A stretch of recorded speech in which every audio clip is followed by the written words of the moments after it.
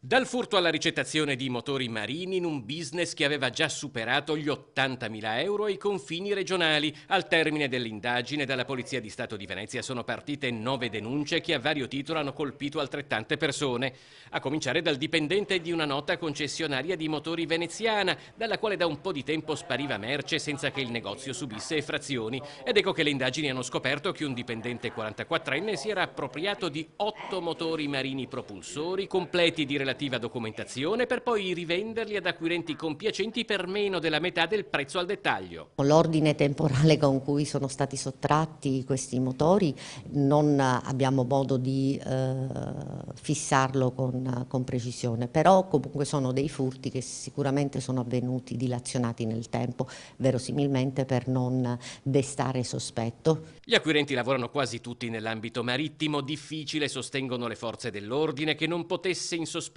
un prezzo così basso. Tutti i motori sono stati recuperati, a volte già montati in imbarcazioni che si trovavano in altre regioni italiane, pronte a partire per le ferie estive. Dagli accertamenti e dalle attività che abbiamo fatto siamo riusciti a recuperare questi motori marini e uno era già stato anche, era arrivato anche in Puglia.